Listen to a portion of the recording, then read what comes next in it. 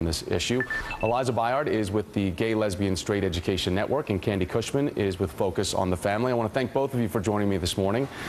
Candy, I want to start with you. Focus on the Family is accusing gay rights groups of using tolerance and anti-bullying programs to introduce curricula and books into schools that promote same-sex marriage, when it's really, some people would say, this is just about having kids be safe and not be bullied. So why, Candy, do you say that, that it's something else?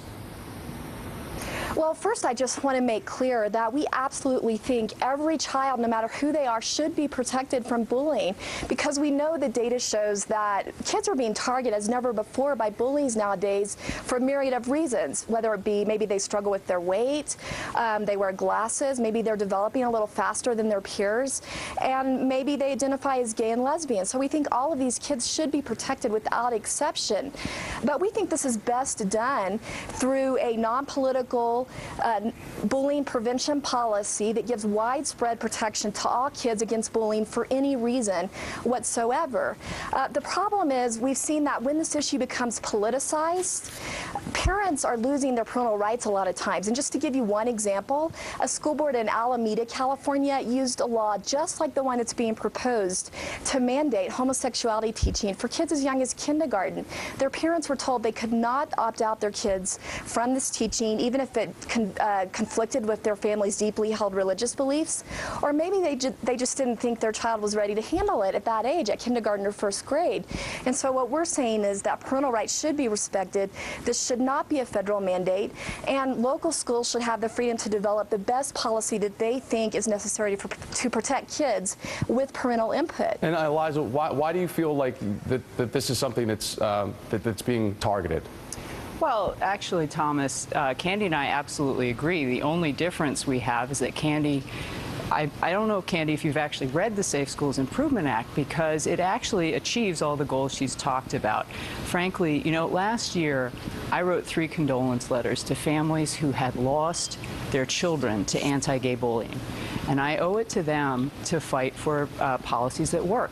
The Safe Schools Improvement Act would protect all young people, and then specifically add language that references bias-based bullying and harassment of all kinds, including religion, race, national origin, sexual orientation, because this is a policy that works. Research shows that bullying of all kinds is reduced when this kind of policy is in place.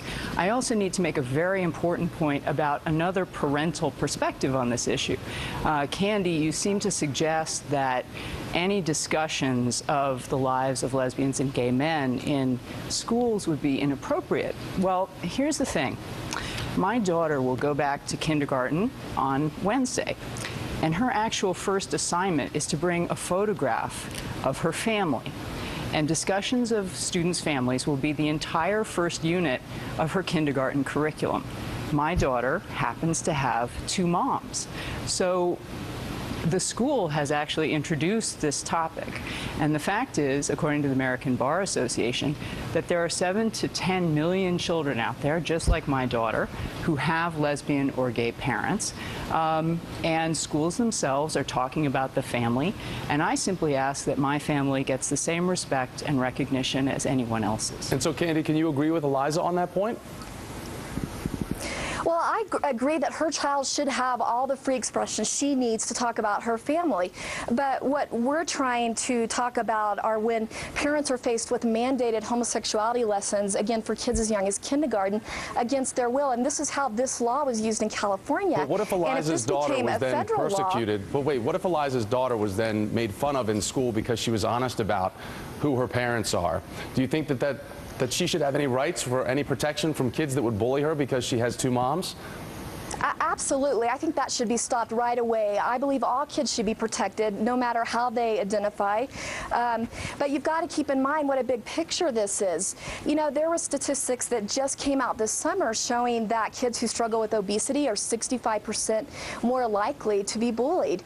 And then you have this tragic situation also in Massachusetts, the young woman Phoebe Prince, who committed suicide after extensive cyberbullying. And that case didn't have anything, you know, in that case, to do with homosexuality. It was more schoolgirl jealousies that developed into extended cyberbullying. And so we're just saying, look at the widespread nature of this problem, and we need to develop policies at the school level that reflect how widespread it is and not just only focus on one segment of it. Eliza, what's the likelihood this legislation will go?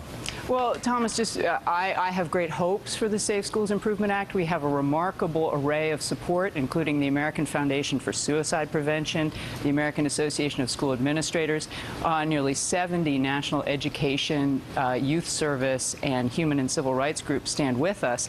And I think, Candy, again, I would ask you to read the legislation, because it actually refers to the kind of bullying and harassment that Phoebe Prince faced as well.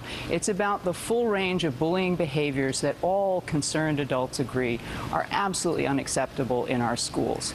I also want to point out, Candy, that there was a case in Louisiana where a young man came in to talk about his family, a kid in kindergarten actually, who came to school and told his parents that he had 2 moms and that his mothers were lesbians.